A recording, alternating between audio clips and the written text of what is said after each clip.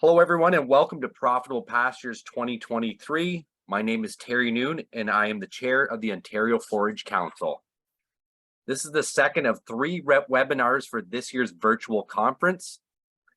Thank you to the Beef Farmers of Ontario for their generous partnership of this year's webinar series. Today's webinar is brought to you by Ontario Sheep Farmers, Minto Ag, and the Ottawa Valley Seed Growers Association. This past fall and winter, Ontario Forage Council delivered the Advanced Grazing Systems program developed by the Canadian Forage and Grassland Association.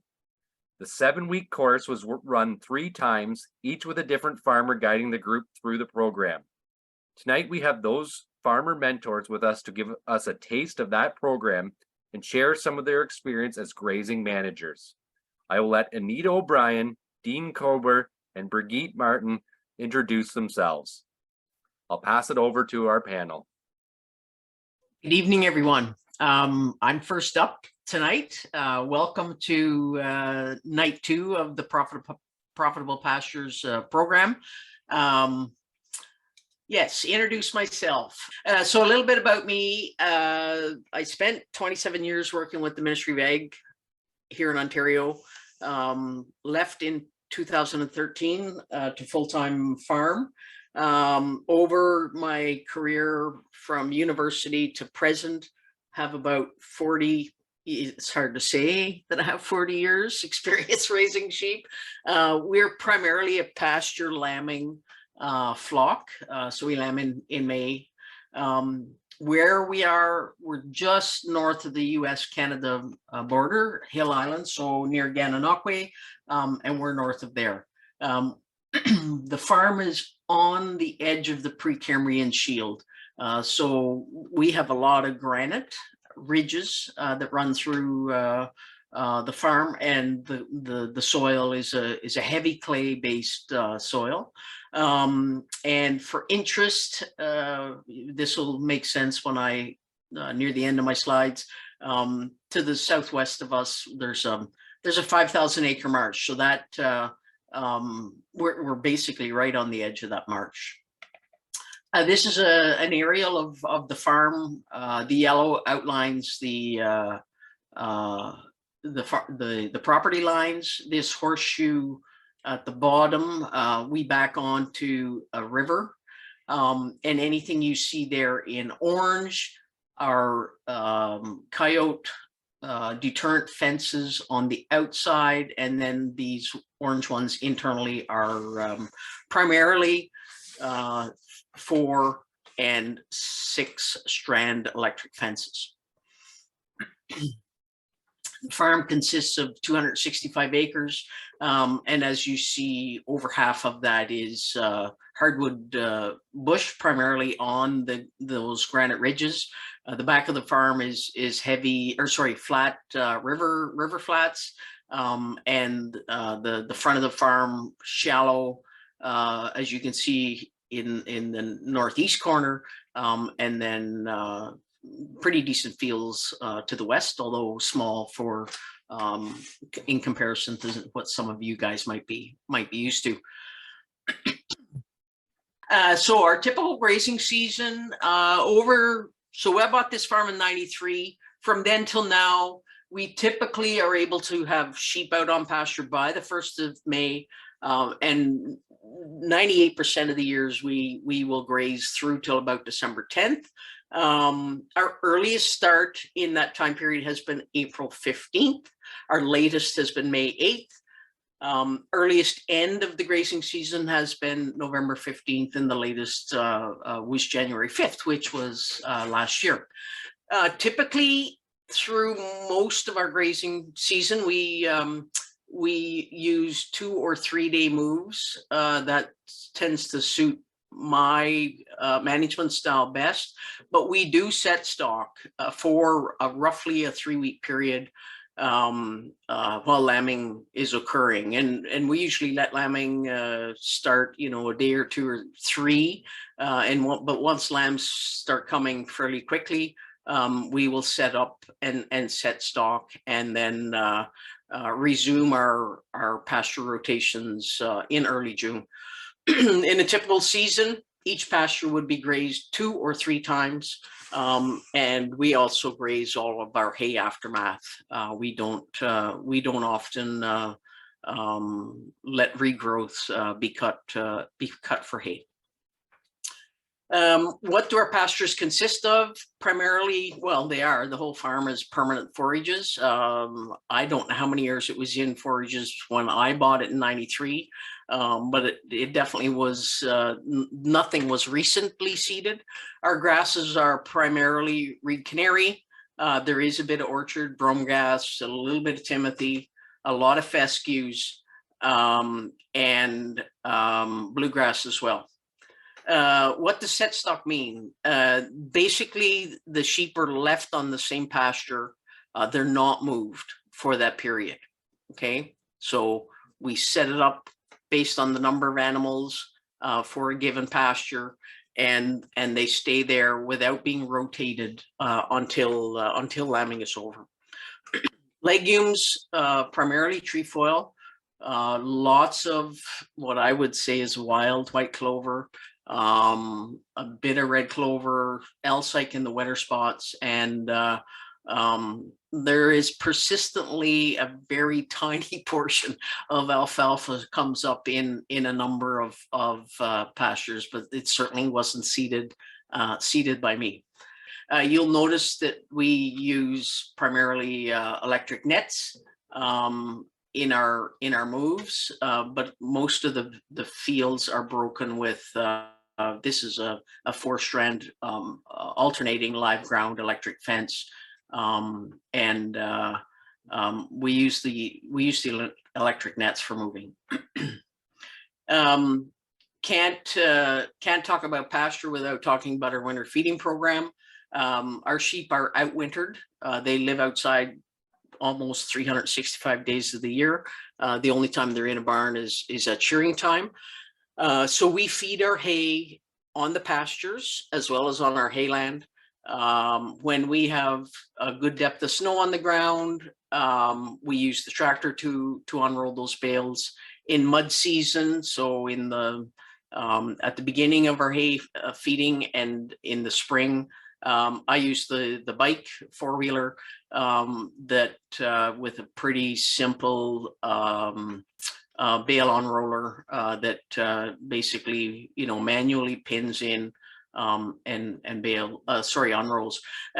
We set, so in that mud season we set out, like, I'll calculate how many days I figure I need feed for, and I set that all out, electric fence it away from the sheep, and then unroll it on a daily basis during that mud season.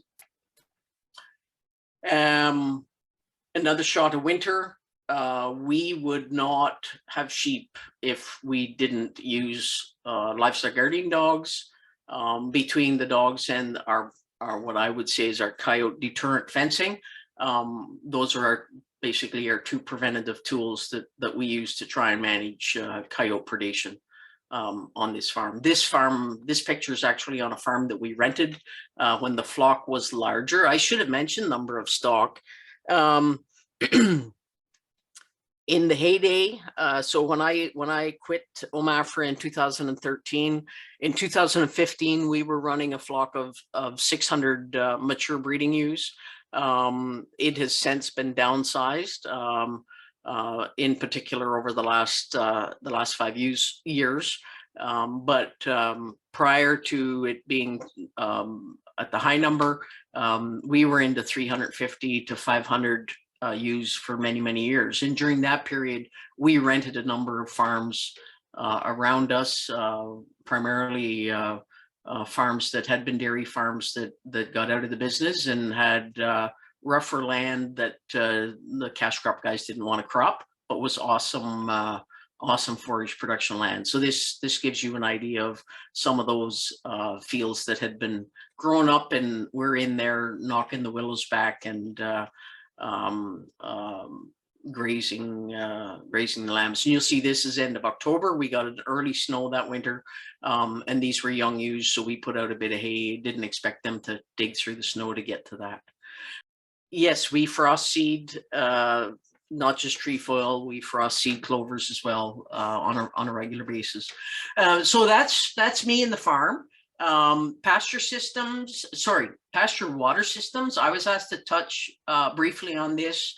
We did cover it a little bit in the online modules, but to me, our pasture systems are more successful when we take the water to the livestock. And forgive me if I say sheep all the time. I know most of you have cattle, or a lot of you have cattle, but if I say sheep, just translate it to however many cattle you think that might be.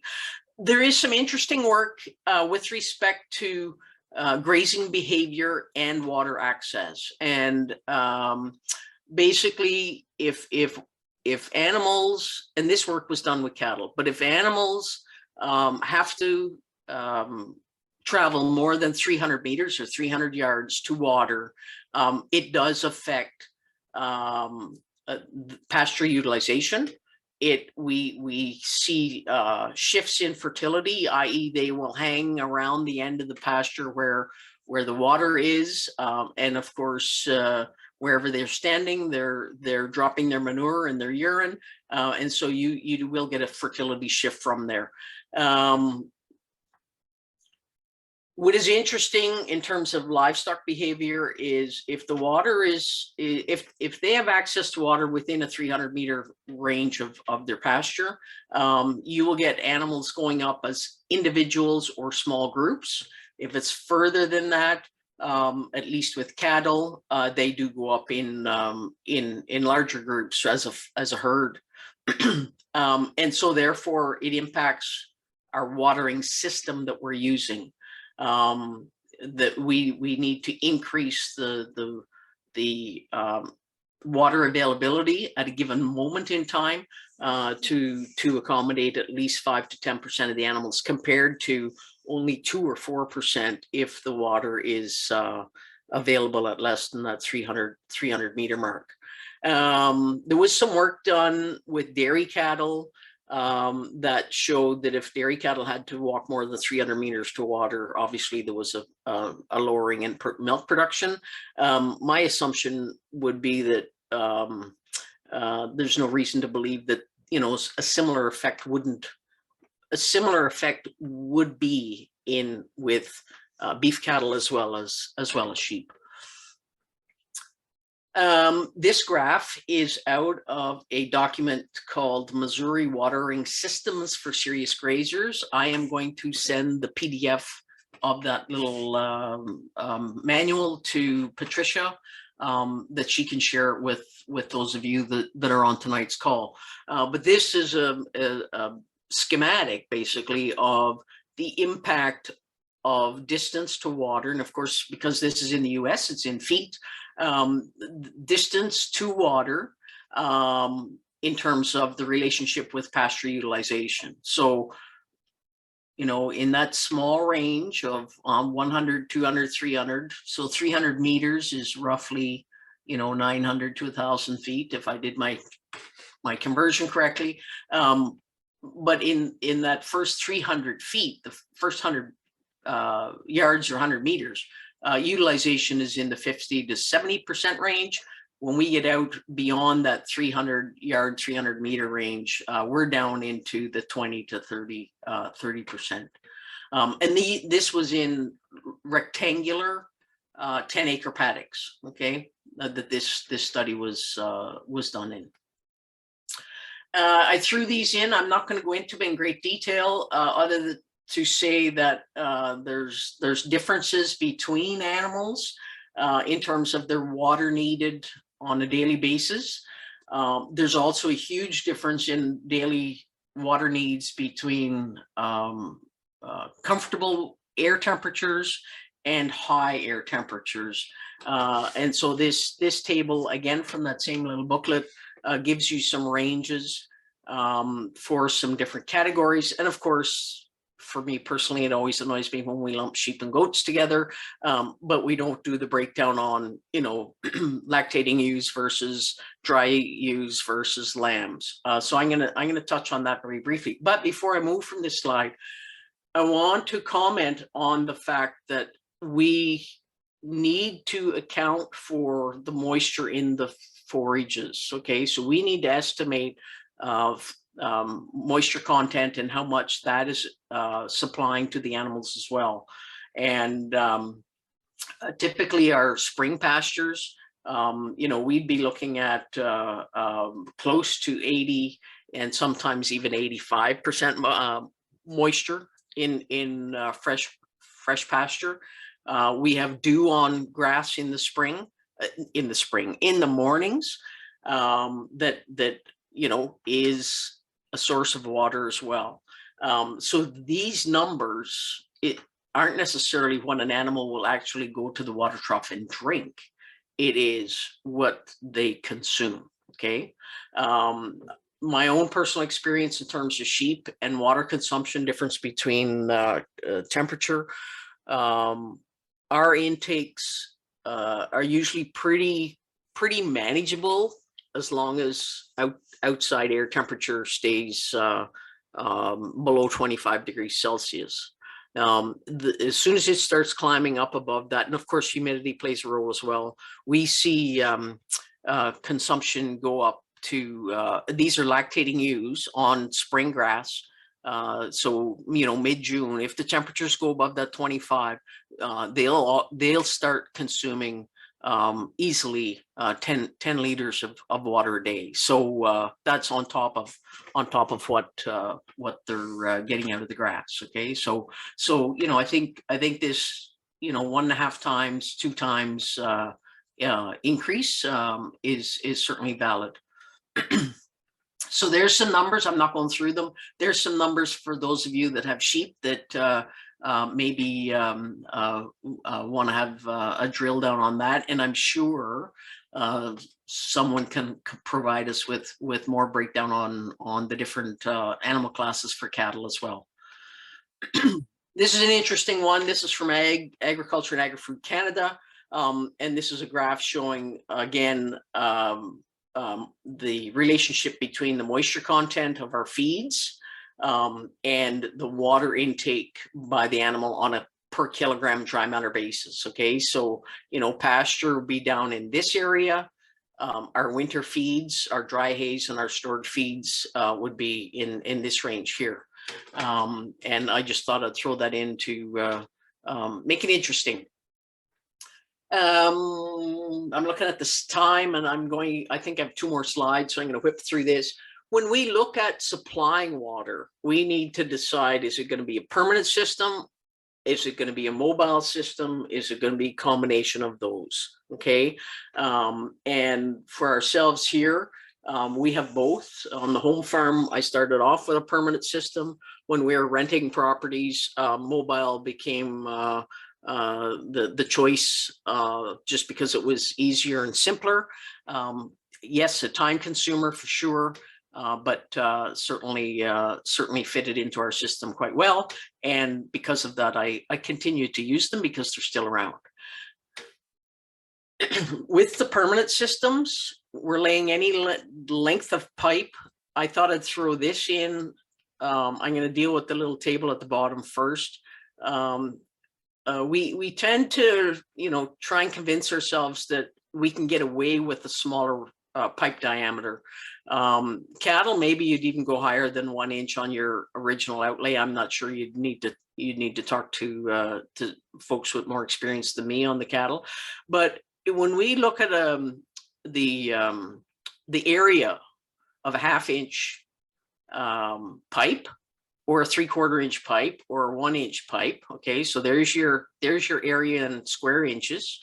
That 3/4 inch pipe, even though it's only 1/4 inch bigger, its capacity is actually 2 1/4 times, and the 1 inch pipe is actually 4 times higher capacity than that 1/2 inch. So, speaking from experience, run at least your initial part of your pipe as big as you can, and then use your smaller ones the further out you are, or as your lead off lines. Reason being is there's a higher resistance to water flow with those small pipes compared to the large ones. Takes more energy. If if you're pumping it with your well pump that supplies your house as well, or your barn, it's taking more energy from that pump as well to move it, and it translates into slower flow rate. Okay. That book I referenced has all kinds of excellent information in it to help you decide what length of pipe and what size of pipe you need for how far you're pushing that water. So I'm not getting into it. I apologize for my hazy picture here. That's just to give you an idea of the portable water system we use. Of course, with sheep, 3,000 liters, even with 600 ewes, is for most days was more than enough water. But an old hay wagon, at the time we started this, we used to be able to get these totes for free. That's not the case anymore. It's hard to find them for less than $100. But we use these. Terry, you'd recognize this perhaps. It had forage acid in it. It's basically a 40-gallon barrel, bottom cut with a Job float in it, and they work really well for us. Quite pleased. So that's it. Happy to answer questions if there's time. Anita, we're going to hold questions to the end for some panel discussion. Perfect. Yes. Thank you so much for that. I am going to swap the remote control over so that Dean can tell us a bit about his farm and about paddock design. Hi, I'm Dean Cober. My wife Carolyn and I are Cober cow, hay, and cattle. We run a purebred red Angus herd. We're focused on maternal genetics and producing quality females. We do run some Herefords and a crossbreeding program. We produce a few bulls each year. At this point, our herd is still growing. We'll be calving 60 this spring. Our goal overall is to sell quality breeding stock to the commercial man or commercial beef producer. All our steers are marketed through Katie Livestock. This is an outline of our farm here. We've got 120 acres on the home farm, and we have a long-term lease on 100 acres right beside us, which makes it very handy for grazing. You can see the front of our farm against Highway 26. Those 4 paddocks of 8 acres each, that is our most intensively managed area. We're using a central runway. You can see that in red. I got some pictures of that coming up. And we strip graze off that central runway. Works very well. All flexible with poly reels and step-in posts. When we get over to the far side, the left side of that scrub farm, those paddocks are 5-day moves. We've got some cropland there. One of our challenges that we're working on is integrating our grazing along with cropping. So that's grazing cover crops. We have a pasture rotation program in that crop rotation, and we grow hay. So we use a variety of fencing techniques. You can see on that scrub farm there, we've got a 2 hot wire perimeter fence. We use step-in rebar style posts with insulators, and we use H braces at the ends of a fence run.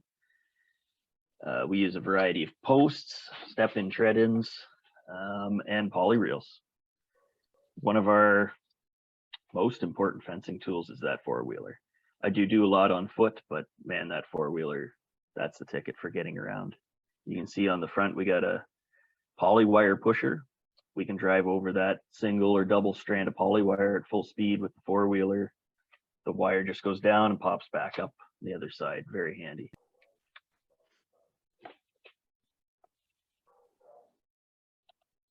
Here you can see our central runway. It does have its challenges. You can see there I've kind of got a mud hole. I've got a culvert I've got to put in there. But that traffic is all concentrated on that runway. At this point in time, we're running all the cows back to the barnyard for watering. But our goal is to put in pipeline with quick couplers all along that we can move a portable trough to water our paddocks. On the top right photo there, you can sort of see the prop rod in behind the four-wheeler. It's very simply a piece of 3/4 galvanized water line. You cut a slot in the top of it with the angle grinder, and the bottom has an insulating cap. Those posts there, we use a pin style insulator. All you do is turn off the fence, pull the pins on a post, and prop the wire up. Works very well. We do that instead of gates because it's more flexible, and anywhere you put a gate, you're going to make a mud hole as well with high traffic. I will also note when you're using the central runway, you no longer have those cow trails all over your farm. On my farm, I get washouts in those cow trails. You can see again a little better prop rod there. I have a little video here of a pasture move.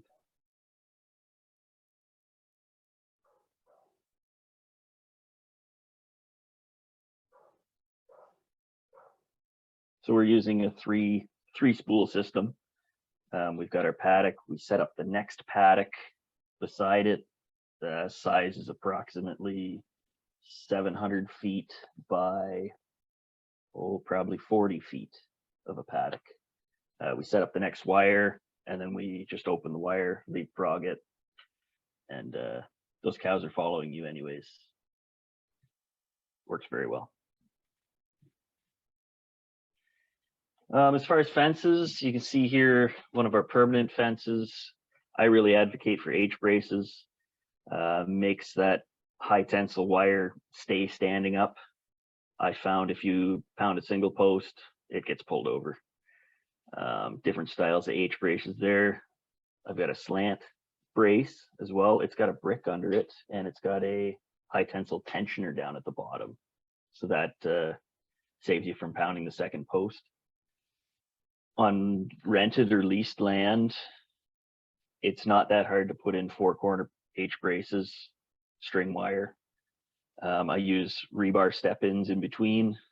If I lose rent on that farm, that can be all rolled up in a day.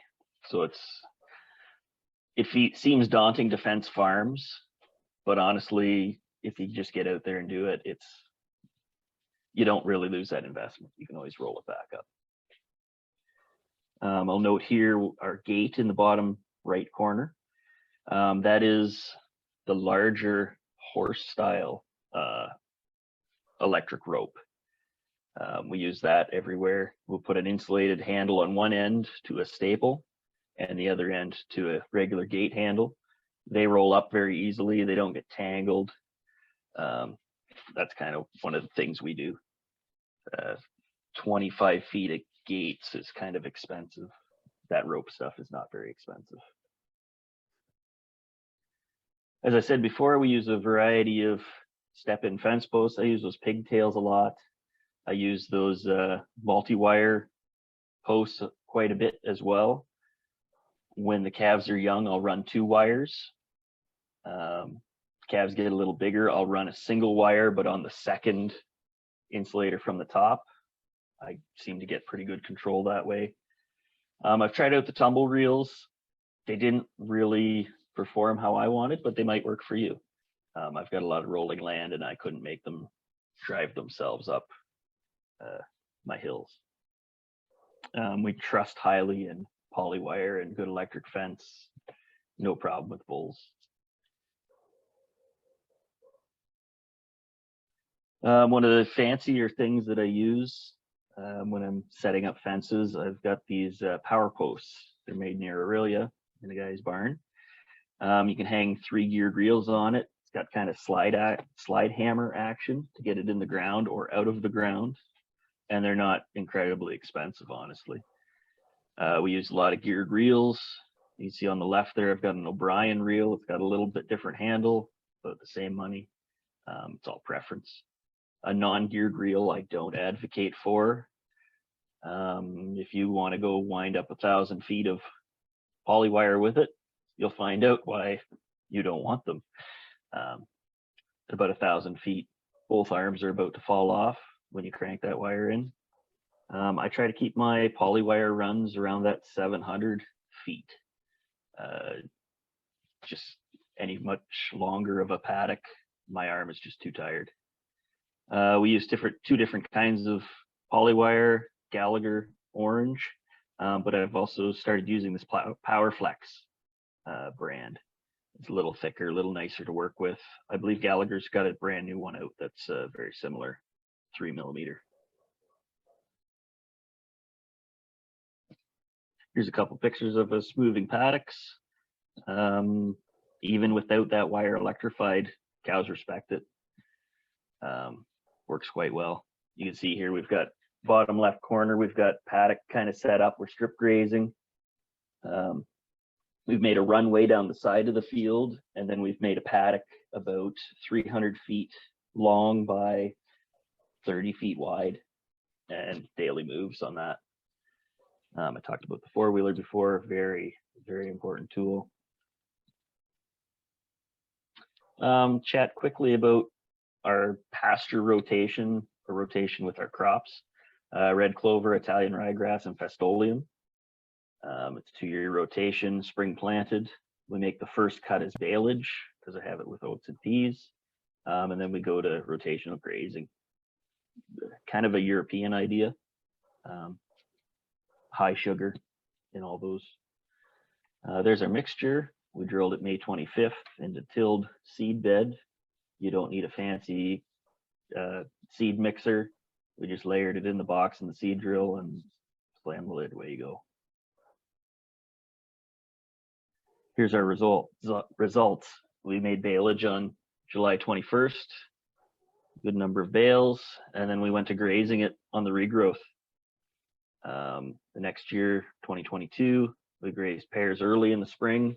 We got 3 rotations after that, and then we went back and regrazed in the fall.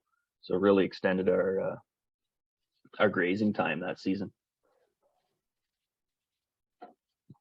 I found it to be the fastest spring green up, even compared to rye and triticale. We found it takes the most abuse too. We made 5 passes in 2022. We did find it hard to kill. You can see bottom right corner. We thought we had pretty good control on that. That was oats and oats and barley planted into that. Missed a spraying application and really got away on us. So I highly suggest we use soybeans. Talking about cover crops and fencing systems regarding those. This is something we did on our own farm here, something you could do on rented property if you could work with a cash cropper of sorts. We harvested our rye and baled the straw. We drilled on August 7th, oats, peas, red clover, and perennial ryegrass. And after 60 days of growth, that was our result there. One of our keys to success, I feel, was having that long stubble. Really kept the cows afloat. Into tilled ground, you can make a mess. We had 9,700 pounds hoof action per acre on that field there. We had 5 moves, and we used no back fence.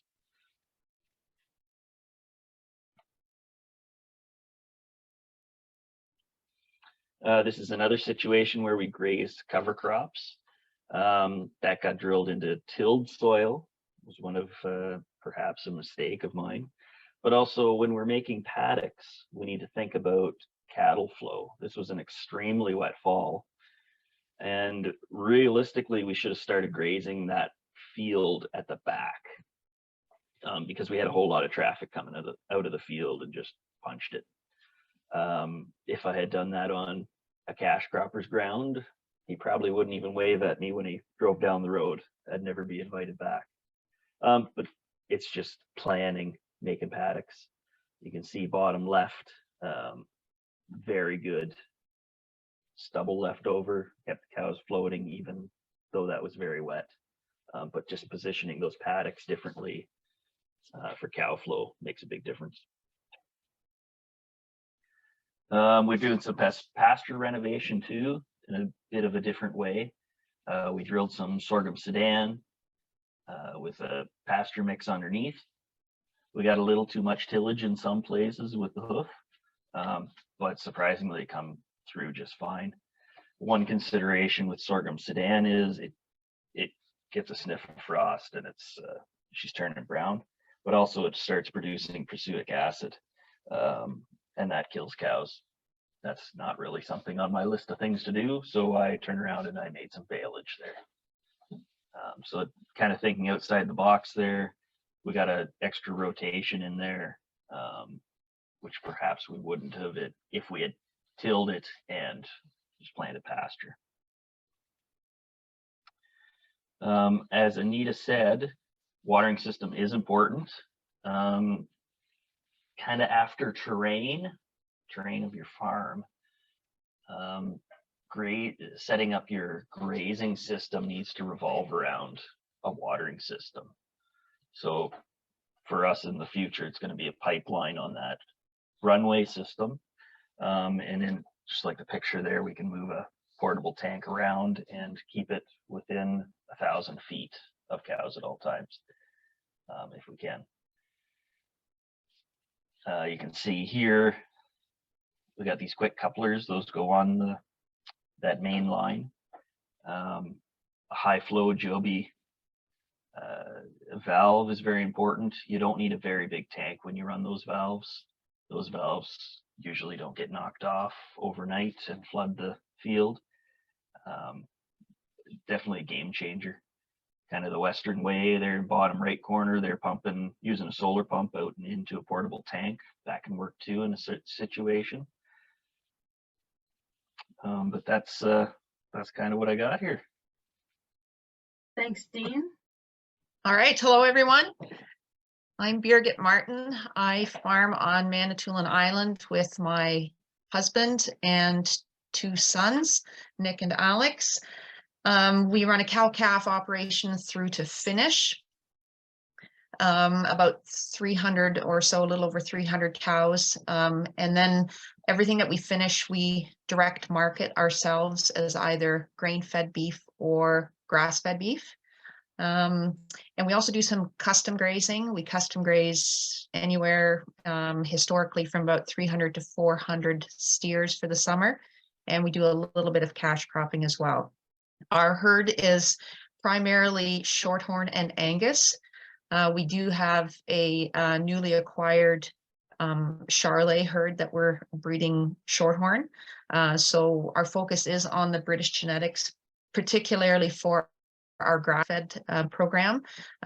We see the value in having the British breeds to get the carcass qualities that we want for the grass finishing program. So I've been asked out of the Advanced Grazing Systems sessions, the 3 sessions that ran last fall and into this winter, there was a little bit of information given on pasture fertility and carrying capacity. And this evening I've been asked to elaborate on those 2 topics. So I'll start with the pasture fertility and the general concept about pasture systems having a fairly cyclical nutrient cycling. Typically about 60 to 95% of the nutrients that are grazed that pass through the digestive system are returned to the soil. So the drawdown on pasture systems is quite slow compared to other cropping systems, the drawdown of soil fertility levels, that is. So it's definitely a more cyclical system than it is a linear system. And that's not to say that there isn't any removal. It's just a whole lot less than the removal of nutrients by a hay crop. For example, a 2-ton mixed hay crop, based on OMAFRA's numbers for crop nutrient removal rates, a 2-ton mixed hay crop would remove about 24 units of phosphorus per acre and 93 units of potassium per acre. The same yield in a pasture system with the cyclical nature of manure returning to the soil, you would only be removing about 5 units of phosphorus and 23 units of potassium. So it is a significant difference, but soil fertility still needs attention, and also manure distribution within the system needs attention. So the difficulty that we run into is that the manure distribution on pasture tends to be congregated around landscape features like shade, salt and mineral tubs or feeders, the watering systems. Anita mentioned that earlier as well. And we need to avoid that. And so to try to avoid that, the way to go about it is having a higher stocking density and a shorter graze period. That moves the cattle through. I'll be talking about cattle specifically because of our operation, but it applies to other livestock as well. It moves the livestock through the system more uniformly and more quickly. If the paddock sizes are decreased and you have more animals per acre, you get a more even manure distribution.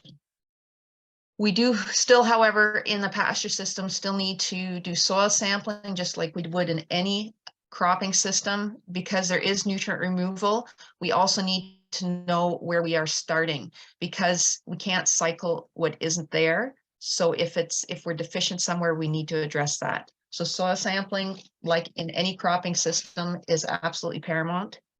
And then once you get your soil report, these are the things to look for in terms of pasture systems specifically. Soil pH has a strong impact on legumes. And so if your report comes back that you're low pH, you need to lime your soil to bring the pH up. If you come back a high pH, unfortunately, there's little that can be done about that. But typically, our northern regions will require liming, whereas southern Ontario often does not. That's not to say it never requires lime in the southern areas of the province. The reason that the pH is so impactful on legumes is primarily the relationship with the rhizobia bacteria that creates the nitrogen fixation relationship. They are very sensitive to pH and they like to be closer to neutral. So if you are liming your soil, you want to aim for pHs that are nearing neutral. The other reason to watch soil pH and to have a goal of near neutral is nutrient availability. Most nutrients, not all, but most nutrients, especially the primary nutrients, are most available in the middle bands of pH, near neutral or slightly acidic. So just to make most value of any fertility that you do, any fertility program that you do have, having your pH near neutral makes the most of your fertility dollar. In terms of phosphorus and potash, this is taken straight out of publication 30, which is OMAFRA's forage production guide. And it was just recently re-released. And this is hot off the press, the new charts for phosphorus and potash in the guide.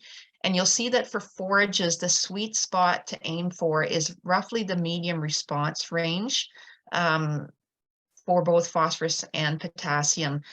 If you can get into that kind of range in your soil test, then your continual applications are extremely moderate, or possibly if your soil tests are a little higher than that, there are no P and K requirements for the pasture. But again, the soil test will direct you as to where you need to end up. Nitrogen and sulfur are also both extremely important. Sulfur over time has become increasingly important. Our atmosphere is cleaner, less acid rain. We are getting less sulfur deposited with our rain. So more and more crops are having a positive response to sulfur applications. And the same is true for forages. Rule of thumb is that for sulfur is that 5 pounds of sulfur are required for every ton of expected dry matter yield. So based on your production system, you'll know what kind of sulfur requirements you'll need. Nitrogen is a yield driver, especially for grasses. Well, actually, it's the yield driver for both legumes and grasses. The difference being that legumes can fix their own nitrogen, grasses cannot. If you have a primarily grass system, you will need to fertilize with some form of nitrogen. If you can get your legume content to greater than 50%, you do not need additional nitrogen fertilization. So to get your legume content to 50% or greater, either target that when you're creating new seedings, new stands, include enough legume in your complex mix to do that. Frost seed in your legumes. Anita mentioned that they do that on their farm. They frost seed in legumes. You can direct drill them, or you can, other folks have mixed them with their mineral. And although the distribution isn't great across the pasture, it is better than not making the effort. So whatever you can do to get your legume content up will eliminate most or all of your nitrogen requirements. In terms of what to use for nutrient sources, obviously, whatever manure or compost you have available from your livestock operation, commercial fertilizers, and also bale grazing. And this way you can either relocate on-farm nutrients by moving them field to field, or you can import nutrients when you're purchasing hay. So it's regardless of the format of your nutrient source, the baseline of having a soil report is what's required to know what you need where. So that's my wrap up on fertility. My next focus is going to be a completely different topic. It's carrying capacity.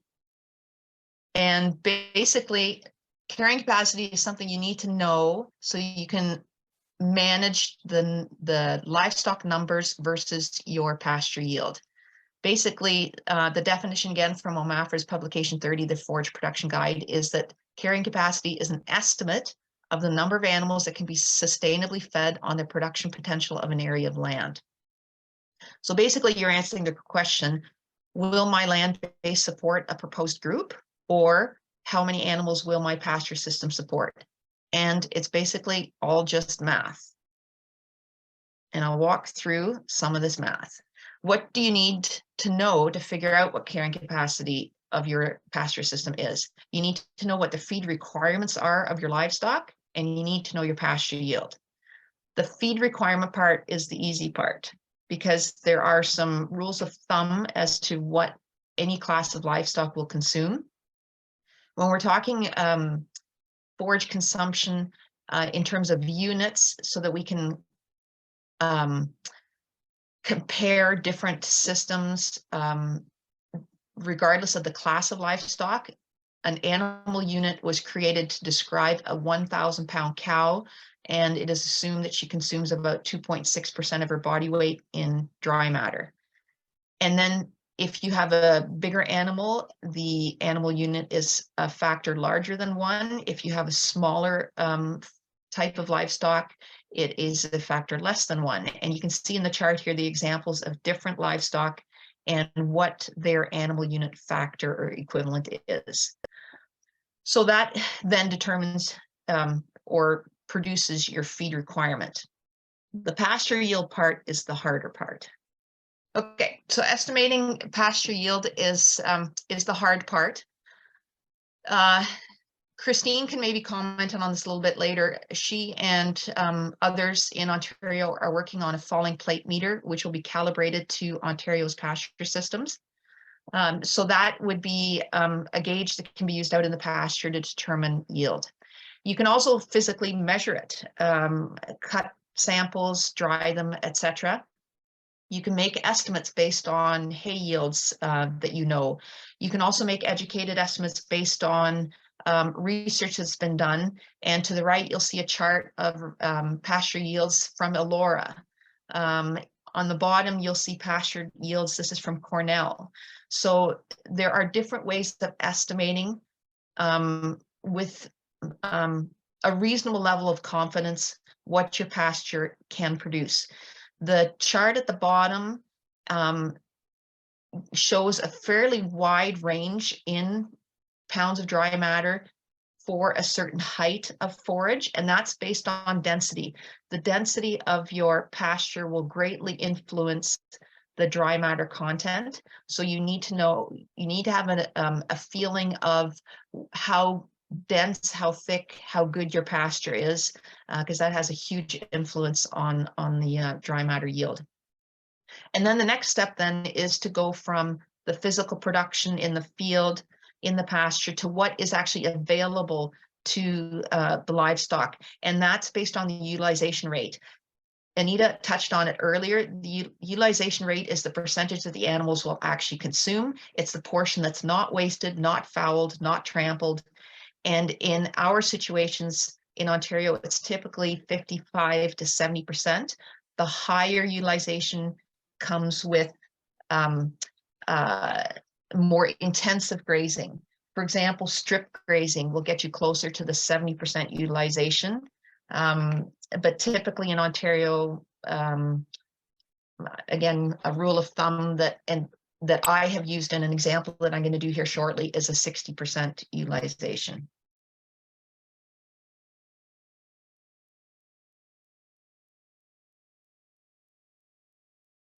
So this is just some photos of different scenarios of what I would consider the top end yielding pastures. You can see some of this, we graze our hay aftermath. So we know that some of our hay stands are very productive. So we're really confident that if we're grazing that, we know that we're getting at the top end of that dry matter yield of roughly 300 pounds per inch of growth. On the right is a really dense grass, predominantly grass pasture. So you can see that these pastures, they're lush, they're thick. And so you can be confident in knowing that those are on the higher end of the yield. On the other hand, we also on Manitoulin, we have a lot of shallow rock, shallow to bedrock pastures where we have just a couple of inches of topsoil over bedrock, alvars, etc. And these will be on the very low end of the yield capability. We run herds where we need 5 to 10 acres per animal. So the production per acre is not high on these. So knowing that, then you can calculate the carrying capacity of any particular field. And what I want to walk through now is an example that we're actually going through at the moment in our custom grazing operation. We have an operator that we custom grazed a group of 65 steers for last year, and this year they want to send 112. It's all to do with the trucking and cattle pot capacity. And we just didn't know if on that system and combining that existing pasture system with nearby hay fields, if we'd be able to carry the 112. So this is the math we went through on that. The in weight and out weight, we're assuming will be similar to last year. Last year's in weight was about 780. They gained quite well on that system. Out weight was just under 1,100 pounds. So in terms of animal units, I averaged the in weight and the out weight, and we have about 0.93 animal units per steer. And if we have 112 steers, we're going to have 104 animal units total in our herd.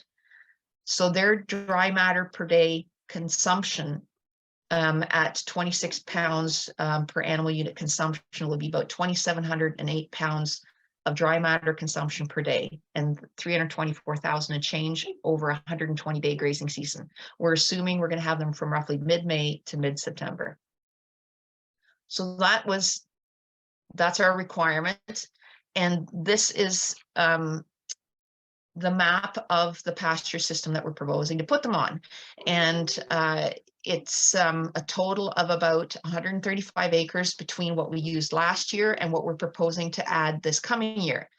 And I've categorized it as to how good I felt each of the pastures were.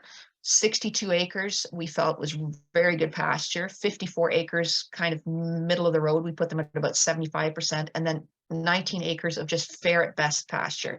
So I went through, calculated the different production levels over 3 rotations, and found that that system should be able to produce enough forage for 116 animal units. And we only have 104 coming in. So according to the math here, we should be fine and should be able to carry that herd for the season. Our plan is to all the fields that are across the road, that we take them off for hay first. They are existing hay fields as it is anyway, and then add them to the rotation as hay aftermath. Given that later in the season, the growth is about half as quick as it is in the spring, so we'll have to have more fields in the rotation later on. So that was our thought process on estimating whether we could carry that proposed herd for the season. And that is a summary of carrying capacity, and I will end it with that and open it back to Christine to open it for questions. Thank you so much, all three of you. I learn something new every time I talk to you guys. It's wonderful.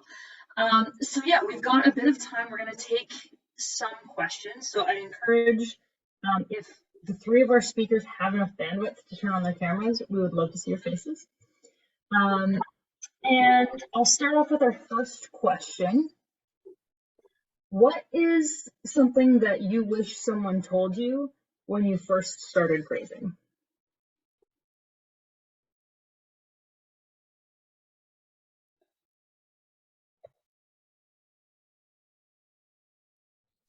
Either of you can go first.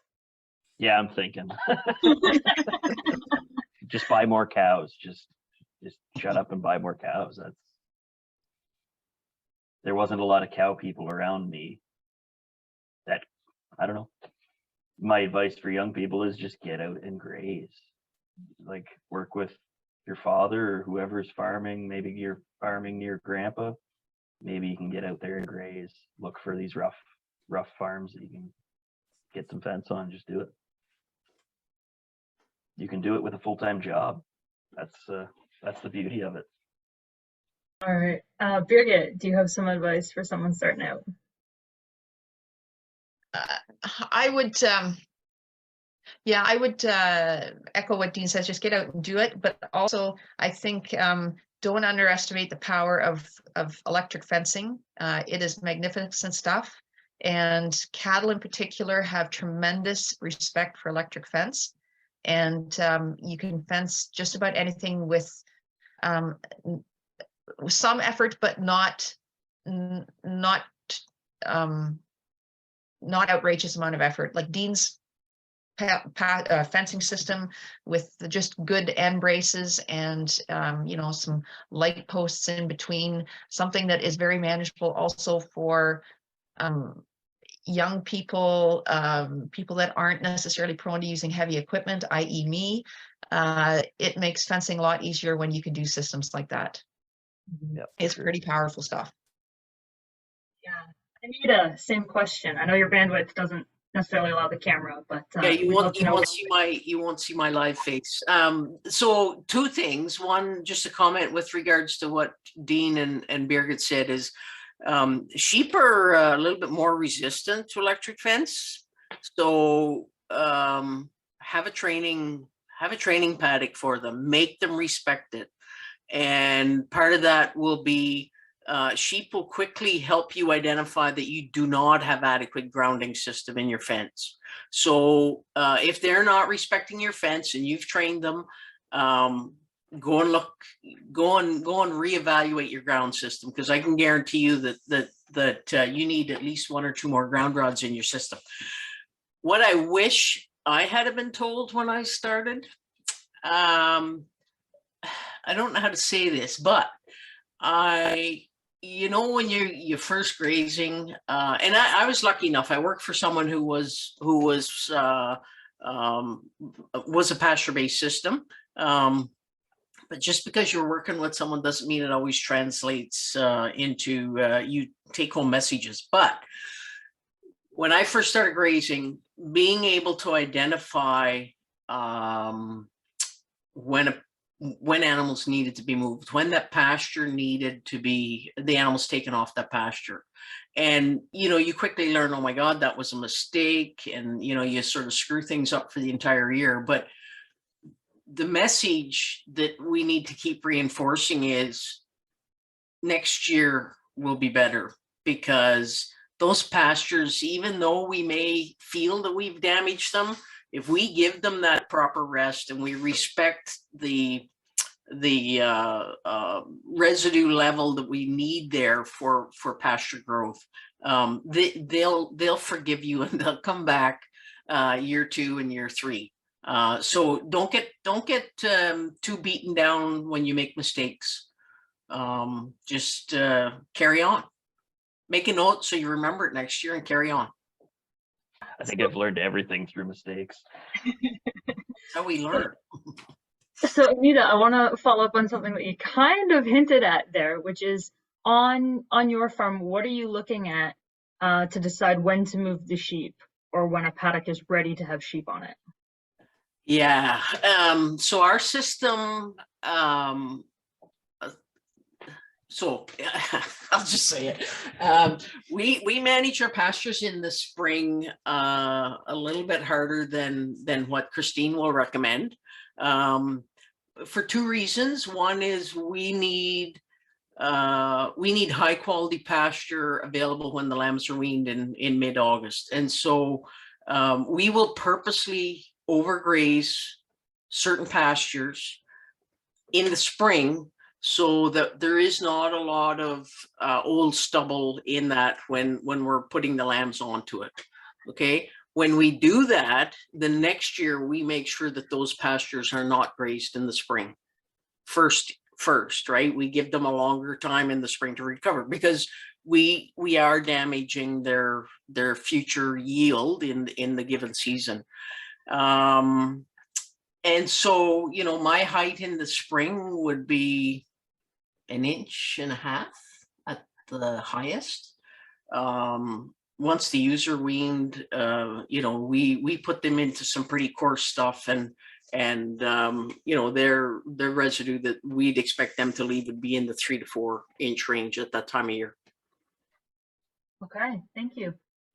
Dean, how do you decide when to move cattle when a paddock's ready to go?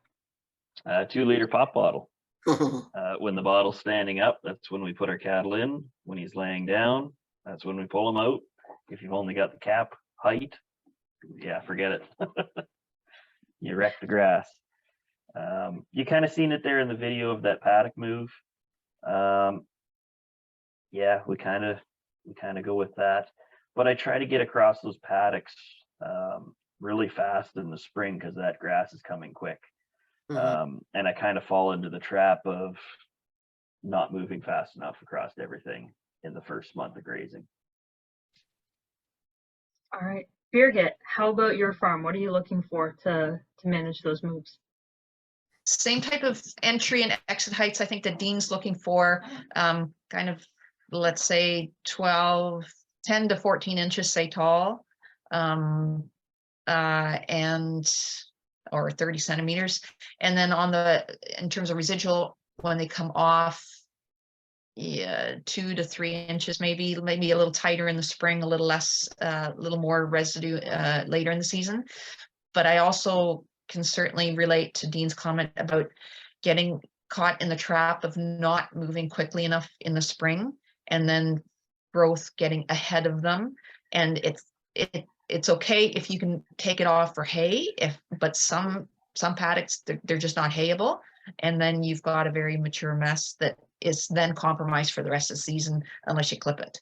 So yeah, it's pretty critical, especially that first rotation, stay on top of things. Yeah. So in a few different ways, we talked a little bit about fencing tonight. But one question that came in was, do you guys have any tips on fencing when it's very shallow to bedrock? So hard to get those posts in the ground because there's not a whole lot to work with. Wait till it's spring. Well, Don't try it in the summer. I'm not going to go In frozen the ground. spring. Spring? All right. So we have lots of that kind of ground. So we build cribs. We use step-ins, especially the pigtails. They've got, because they have the double spike on the foot. They're a little more stable in less depth. And then you just look for a crack in the rock with some more dirt in it to put them in. but grounding obviously becomes an issue then too, because the soils tend to be drier as well. So running a ground wire and a live wire can be important. We have the luxury in a few of our pastures. Years ago, people actually drilled in T-posts. So they went to a lot of trouble. So we really try to keep those posts intact and use those as well. Yeah, and I haven't used the drilling into the rock, but I do know someone who lives on their whole farm is shallow soil, and they've rented a compressor and diamond drilled their T-posts in for the entire farm. So Yeah, I've heard of that. yeah, I think it's worth it. Have a good fence. Good fences make good neighbors, right? Mm-hmm. So I don't know if we will get to run that course that you guys facilitated again in the future. Fingers crossed we do. But the question is, as we went through those 3 runs of the advanced grazing course, what lessons did you learn for running that again in the future?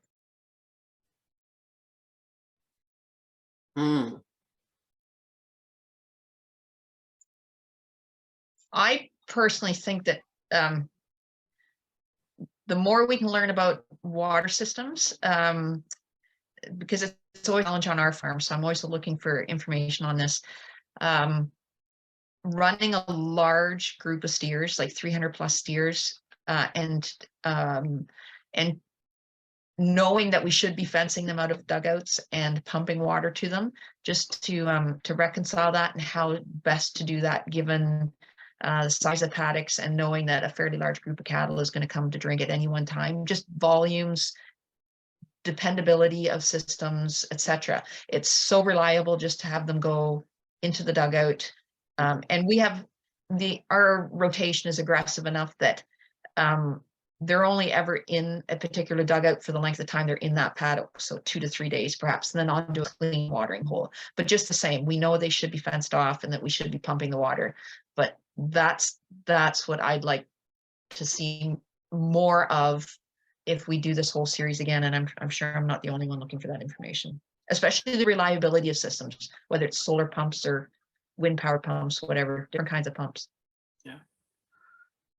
In the same math, Birgit, as you went through on the, how much grass we need, and do I have enough for that group of animals? It's how much are they going to drink when they all come to drink? So our tank capacity, and oh my God, so tomorrow the temperature's up to 30, and all of a sudden we have to double or triple our tank capacity. Yeah. I think the water is one that we tend not to focus enough on. Yeah. As far as the course goes, I enjoyed the fact that we had 3 different hosts of the course, and we each put different spins on the same material. Especially with Anita and sheep, lots of things that I picked up through that I don't think about with cows. I'll echo the same about watering systems, integrating that into my pasture. That's something that's going to be is important, and something I'm implementing. But just paddock design, the different strategies, and look at a piece of land. Okay, what would you do if you just got a clean slate, right? Yeah. All right. I know that we promised attendees this would be an hour, and we've run over. So I just want to ask if you guys have any final comments that you'd like to share with our viewers tonight. All right. Nothing specific. No. Just, I guess, thank you for your patience, because I see everybody stuck with us. Yeah. All right. Well, thank you, all 3 of you, for not only sharing a little bit of your experience with us tonight, but also for facilitating those courses. Yeah, attendees, stay tuned with Forage Council. If they get a chance to run them again, Forage Council will let us know. But that is undecided at this point. So with that, I'm going to turn things back over to Terry to close out our evening. All right, thank you, everyone. Excellent speakers again here tonight for our second evening of the Profitable Pastures presentation. And thank you to Anita, Dean, and Birgit for sharing some of your expertise with us today. Thanks again to our sponsors for their support of these webinars. And please join us tomorrow evening at 8 o'clock for our third and final Profitable Pastures presentation of 2023. And look forward to seeing everyone again tomorrow night at 8 o'clock. Thank you. Have a great evening.